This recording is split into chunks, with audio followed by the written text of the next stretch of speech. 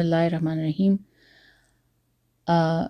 फ़िक़्ह के इस वक्त में आप जो हमारी शुरू होने वाला है, तो फ़िक़्ह के बारे में पता होना चाहिए कि हम लोगों को कि फ़िक़्ह है क्या, और फ़िक़्ह का इल्म हासिल करना ये कितना ज़रूरी है, क्योंकि ये हमारे रोज़मर्रा की ज़िंदगी में काम आने वाला इल्म है।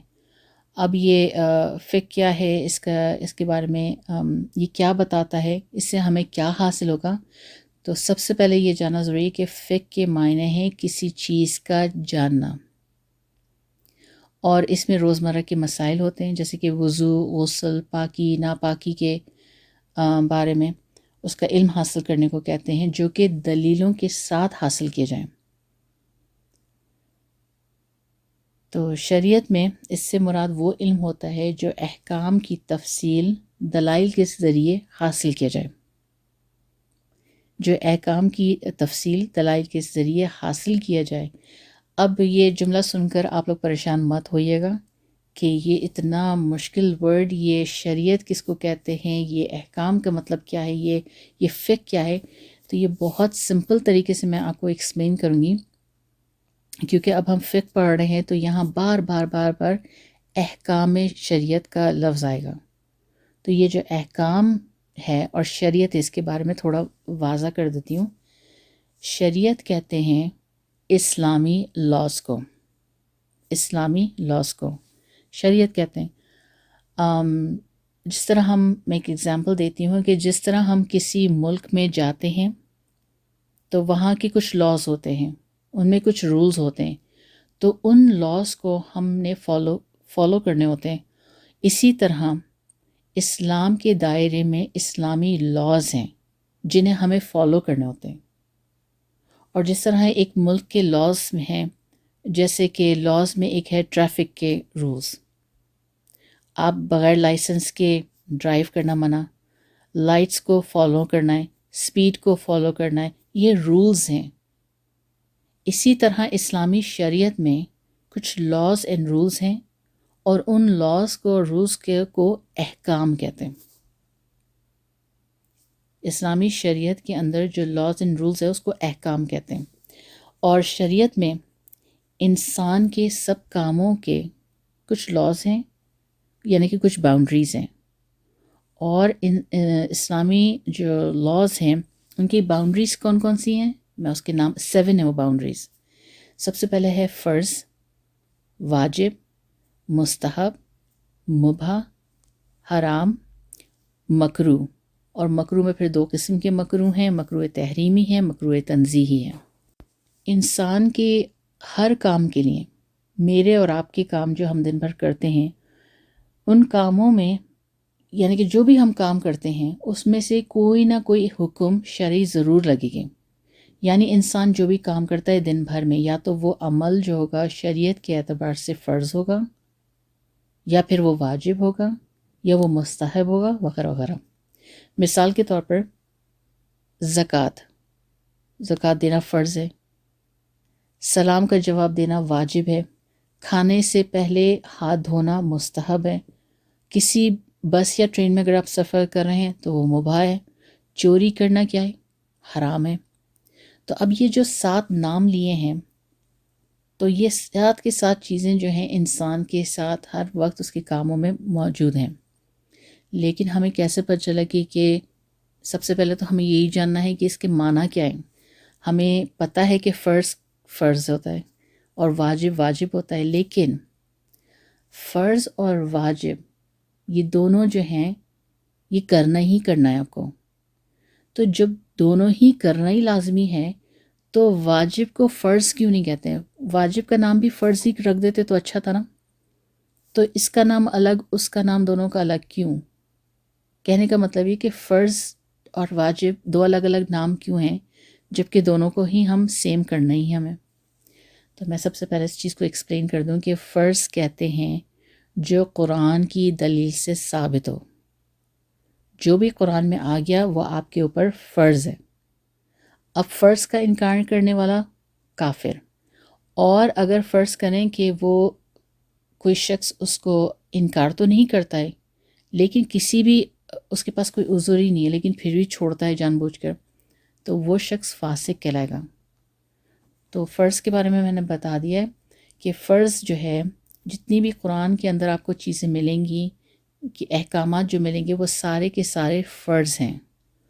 اب اگر کوئی انکار کرتا ہے تو وہ کافر، اور اگر وہ کوئی انکار نہیں کرتا ہے لیکن پھر بھی اس کو کرتا ہی نہیں کام کو تو وہ فاسق ہے اور عذاب کا مستحق ہے۔ تو یہ تو بات ہو گئی کہ فرض کی کوئی بھی چیز ہے وہ سب قرآن میں موجود ہے۔ رہا واجب، واجب بھی فرض کی طرح ہے کیونکہ آپ نے لازمی کرنا ہے، لیکن جس طرح فرض ہے قرآن کی دلیل سے ثابت ہے، اسی طریقے سے واجب حدیث کی دلیل سے ثابت ہے۔ تو جن چیزوں کا حکم ہمیں حدیث سے ملتا ہے وہ واجب ہیں، جن چیزوں کا ثبوت ملتا ہے، حکم ملتا ہے قرآن سے، وہ فرض ہے۔ تو یہ تو بات طے ہو گئی کہ واجب وہ ہیں جو حدیث کی دلیل سے ثابت ہوں۔ اب جس طرح فرض کا انکار کرنے والا کافر ہو جاتا ہے، لیکن واجب کا انکار کرنے والا کافر نہیں ہوتا۔ ہاں البتہ چھوڑنے والا فاسق اور عذاب کا مستحق تو ہوگا۔ اور جس طریقے سے میں نے آپ کو درس حدیث میں بتایا تھا، اور میں نے یہ بھی کہا تھا کہ میں درس فقہ میں ضرور اس بارے میں بات کروں گی، کہ میں نے یہ بتایا تھا کہ قرآن جب بھی نبی پاک صلی اللہ علیہ وسلم کا ایک مرتبہ نام لو تو اس پر درود شریف پڑھنا فرض ہے، تو فرض ہمیں پتہ چل گیا۔ دوسرا یہ کہا تھا کہ جب ایک کے بعد بار بار اگر نام آئے تو پھر اس کے بعد کہنا یہ مستحب ہے۔ تو اب ہم مستحب کی طرف چلتے ہیں۔ مستحب کہتے ہیں ان کاموں کو جن کی فضیلت شریعت میں ثابت ہے، یعنی کہ اسلامی لاز میں یہ ثابت ہے، اور ان کی کرنے میں ثواب اور نہ کرنے میں کوئی عذاب نہیں ہے۔ تو مستحب کام ایسا ہے کہ اگر آپ نہیں کریں گے تو گنہگار تو نہیں ہوں گے، ہاں البتہ آپ کریں گے نا تو اس کا ثواب ضرور ملے گا، یہ ہے مستحب۔ تو نبی پاک صلی اللہ علیہ وسلم کا نام آپ کے پاس کئی مرتبہ آئے اور کئی مرتبہ آپ سنتے ہوئے کہیں صلی اللہ علیہ وسلم، تو یہ ایک ثواب والا عمل ہے۔ ہاں چھوڑ دیں گے تو کوئی گناہ نہیں ہے، لیکن ہاں یہ ایک ثواب والا عمل ہے، اور یہ ہے مستحب۔ پھر ہے مباح۔ اب یہ مباح کیا چیز ہے؟ تو مباح کہتے ہیں وہ عمل جس کے کرنے پر نہ تو کوئی ثواب ہے نہ تو کوئی عذاب ہے، تو بس یہ مباح ہے۔ تیسرا ہے حرام۔ حرام کس کو کہتے ہیں؟ حرام اس کو کہتے ہیں جس کی ممانعت، جس کو باقاعدہ منع کیا گیا ہے قرآن میں، اور اس کا کرنے والا، اس کام کا کرنے والا فاسق بھی ہے، عذاب کا مستحق بھی ہے، اور اس کا منکر، اگر کوئی یہ کہنا کہ نہیں نہیں نہیں یہ حرام نہیں ہے جبکہ وہ حرام ہے، تو اس کا انکار کرنے والا کافر۔ پھر اس کے بعد تھا مکروہ۔ اب ایک ہے مکروہ تحریمی، ایک ہے مکروہ تنزیہی۔ تو مکروہ تحریمی یعنی یہ ممانعت جو ہے یہ حدیث سے ثابت ہے۔ کوئی اگر یہ کہے کہ یہ مکروہ تحریمی تنزیہی یہ کہاں ہے، قرآن میں ہے، تو آپ کہیں گے نہیں یہ حدیث میں ہے، لیکن اس کا جو منکر ہے وہ کافر تو نہیں ہوگا، لیکن ہاں گناہ گار ضرور ہوگا۔ اسی طریقے سے مکروہ تنزیہی ہے جس کے کرنے سے ثواب اور چھوڑنے پر عذاب نہیں ہے، لیکن ہاں ایک چیز ہے کہ برا ہے۔ تو میں یہاں پر دوبارہ یہ بتا دیتی ہوں کہ جو فرض چیزیں ہیں یہ ہماری قرآن سے ہمیں ثابت ہے، جو چیز قرآن میں آ گئی وہ فرض ہے۔ حرام وہ تمام وہ چیزیں جس کو اللہ نے قرآن میں منع فرمایا وہ حرام ہے۔ باقی مستحب، مباح، مکروہ یہ سب تمام کی تمام چیزیں یہ حدیث سے ثابت ہیں۔ تو انسان دین اور دنیا کا کوئی بھی کام کرے دن اور رات میں تو وہ انہی میں سے ہوگا، یعنی کہ یہ جو 7 نام لیے نا بھی، فرض ہے، واجب، ان تمام چیزوں میں سے کوئی نہ کوئی ایک ہوگا، یا تو فرض یا واجب یا حرام یا مکروہ۔ لیکن یہ 7 کے 7 باتیں کس چیز سے معلوم ہو سکتی ہیں کہ یہ کام جو میں کر رہی ہوں یا کر رہا ہوں یہ کس کیٹیگری میں جاتا ہے، یعنی کہ یہ کیسے پتہ چلے گا کہ یہ فرض ہے کہ یہ واجب ہے یہ سب۔ تو میں ایک ایگزامپل رکھتی ہوں۔ جب آپ ڈاکٹر کے پاس جاتے ہیں تو وہ تو ڈاکٹر ہے، تو وہ آپ کو چیک کر کے بتاتا ہے کہ آپ کو کیا ہے، کیا مرض ہے۔ اب اگر اس کو نہیں سمجھ میں آ رہا ہے کہ آپ کو ہو کیا رہا ہے تو وہ کیا کرے گا، آپ کا بلڈ ٹیسٹ کرائے گا۔ سب سے پہلے وہ کہاں سے چیک کرے گا آپ کو، وہ سٹارٹنگ کرے گا بلڈ ٹیسٹ سے۔ اب سب سے پہلے وہ دیکھے گا کہ بلڈ میں تو کوئی چیز آپ کے ٹیسٹ میں تو نہیں آیا۔ اگر کوئی چیز نہیں آئی تو وہ پھر سیکنڈ سٹیپ لے گا ultrasound, C T scan, X ray میں، یہ اس کا نیکسٹ سٹیپ ہے۔ اب اگر اس میں بھی کچھ نظر نہیں آیا تو پھر وہ تیسرا سٹیپ لے گا۔ تو اسی طرح دین اور دنیا اور روزمرہ کے جو بھی ہم کام کرتے ہیں، چھوٹے سے چھوٹا ہو، بڑے سے بڑا ہو، تو وہ کام یا تو فرض ہوگا یا واجب ہوگا یا مکروہ ہوگا وغیرہ وغیرہ۔ تو ان کو چیک کرنے کے لیے جس طرح ڈاکٹر کے پاس آپ جاتے ہیں اور وہ چیک کرتے ہوئے سٹیپ بائی سٹیپ چیزیں کرتا ہے نا، تب جا کے وہ آپ کے ایک چیز پر جا کے وہ اس کو سمجھ میں آتی ہے کہ ہاں یہاں سے پتہ چل رہا ہے۔ تو اسی طریقے سے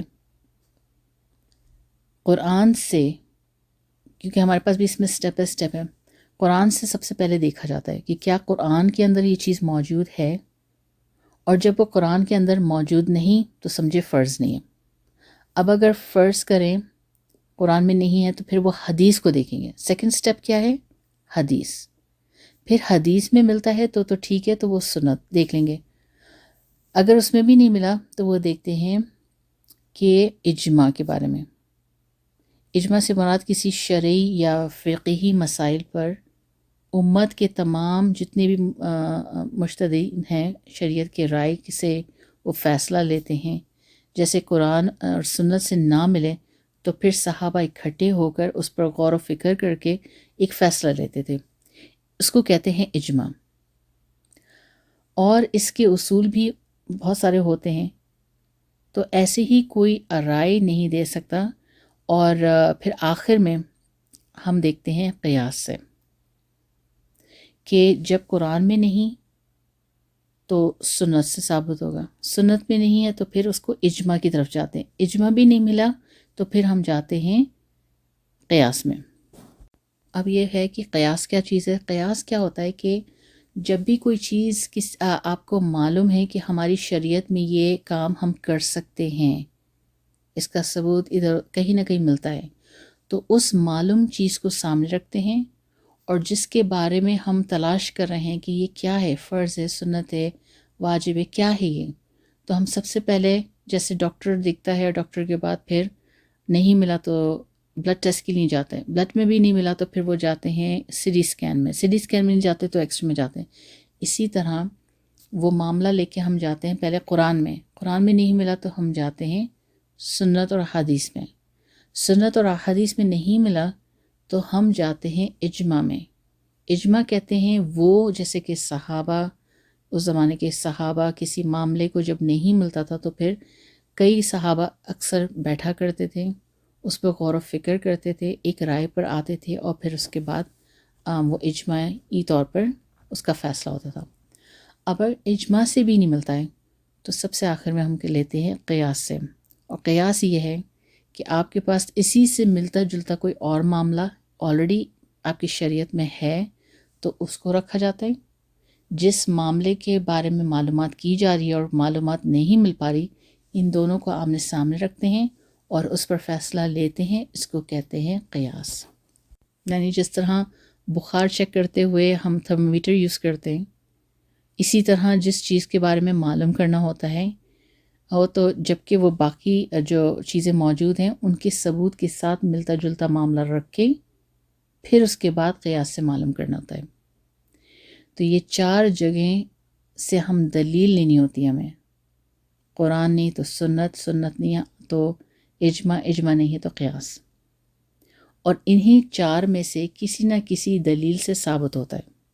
یہی چار ہیں جو مین ہیں، جن سے پوری کی پوری چیزیں جو ہم اس سے معلومات کرتے ہیں، دلیلیں لیتے ہیں۔ تو بہرحال یہ ہم نے درس سے ہمارا فقہ تو ہم یہیں پر ہی رکھیں گے، اس سے زیادہ ہم آگے بھی نہیں جائیں گے۔ نیکسٹ ویک انشاءاللہ العظیم اس کا تھوڑا سا مزید انٹروڈکشن رکھیں گے، اور پھر اس کے بعد اس کا سلسلہ ہم شروع کریں گے۔ تو بس یہیں تک ہم اپنا آج نا درس فقہ کا کلاس رکھیں گے انشاءاللہ العظیم. اب دعا. بسم اللہ الرحمن الرحیم. الحمد للہ رب العالمین والعاقبۃ للمتقین والصلاۃ والسلام علی سید الانبیاء المرسلین. ربنا آتنا فی الدنیا حسنۃ وفی الآخرۃ حسنۃ وقنا عذاب النار. رب اغفر وارحم وانت خیر الراحمین. اللہم اغفر للمؤمنین والمؤمنات والمسلمین والمسلمات. اے اللہ ہم سب کے کبیرہ اور صغیرہ گناہ کو معاف فرما، پوری امت کے چھوٹے بڑے گناہ معاف فرما. اے اللہ ہم سے جتنی بھی گناہ ہوئے ہیں دن میں رات میں کبھی بھی ظاہری پوشیدہ طور پر دانستہ ہوئے یا بھولے ہوئے، اجتماعی ہوئے یا انفرادی ہوئے، اے ہمارے رب ہم اپنے سارے کے سارے گناہوں کو تسلیم کرتے ہیں، نادم ہیں، شرمندہ ہیں، آپ سے توبہ کرتے ہیں، معافی مانگتے ہیں. اپنے فضل سے اپنے کرم سے ہمارے گناہوں کو معاف فرما، ہماری توبہ کو قبول فرما. اے اللہ دونوں جہان میں رسوائی اور ندامت اور ذلت سے ہم سب کی حفاظت فرما. تمام خواتین جو یہاں موجود ہیں تمام کی شرکت مجھ سمیت اپنی رضا کا ذریعہ بنا، انہیں شرف قبولیت سے نواز دے، انہیں قدم قدم پہ اپنے شایان شان اجر و ثواب عطا فرما. اے اللہ جن لوگوں نے دعا کی درخواست کی یا توقع رکھتے ہیں ان سب کی اور یہاں تمام کی جائز حاجات کو قبول فرما، ان کی دلی مرادوں کو تمناؤں کو ان کی عافیت کے ساتھ پورا فرما. اے اللہ دین دنیا کی بھلائی نصیب فرما، دین دنیا کی عافیت نصیب فرما، رزق حلال نصیب فرما، حرام مال سے ہم سب کی حفاظت فرما. اے اللہ بیماروں کو شفا عطا فرما، پریشان جو حال ہیں پریشانی کو دور فرما، روزگاروں کو عافیت عطا فرما، بہتر روزگار نصیب فرما. ہم سب کو ایک دوسرے کے لیے خیر نصیب فرما، نفس اور شیطان کے شر سے محفوظ فرما، ہر شر سے محفوظ فرما. جو بہن بیٹیاں اپنے گھروں میں بیٹھی ہوئی ہیں انہیں عافیت کے ساتھ بہتر رشتہ نصیب فرما، اور جو اپنے گھروں کی ہو گئیں انہیں آباد فرما. ہر قسم کے دکھ اور پریشانیوں سے حفاظت ان کی فرما اور محفوظ فرما. جتنے بھی بیٹے بیٹیاں نکاح کے قابل ہیں اے اللہ اپنے کرم سے ان سب کو خیر سے بھرپور نسبت عطا فرما اور عافیت کے ساتھ عطا فرما. اے اللہ بے اولاد جو ہیں نیک اور صالح اولاد نصیب فرما، اور جنہیں آپ نے اولاد سے نوازا ہے ان اولاد والوں کو والدین کے لیے اولاد کو آنکھوں کی ٹھنڈک بنا، دنیاوی اعتبار سے ان کے لیے کارآمد بنا، اور اخروی نسبت سے ان کے صدقہ جاریہ بنا. اے اللہ ہمیں نیک دیندار اور آپ کے پسندیدہ بندوں کی صحبت نصیب فرما، اپنی رضا نصیب فرما. اے اللہ جو بھی ہمارے اپنے ہیں اور دنیا سے رخصت ہو گئے ہیں ان سب کی مغفرت فرما، ان پر کروڑوں رحمت نازل فرما، ان کی کمی کوتاہیوں کو درگزر فرما، اور جو حیات ہے عافیت کے ساتھ ان کی عمروں میں برکت عطا فرما. اے اللہ ایمان اور اعمال والی اخلاق اور صفات والی محبت اور صحت اور عافیت والی کشادہ حلال اور پاکیزہ والی لمبی زندگی عطا فرما. آمین یا رب العالمین. ربنا تقبل منا انک انت السمیع العلیم وتب علینا انک انت التواب الرحیم. صلی اللہ تعالی خیر خلقہ محمد وعلی آلہ واصحابہ اجمعین برحمتک یا ارحم الراحمین.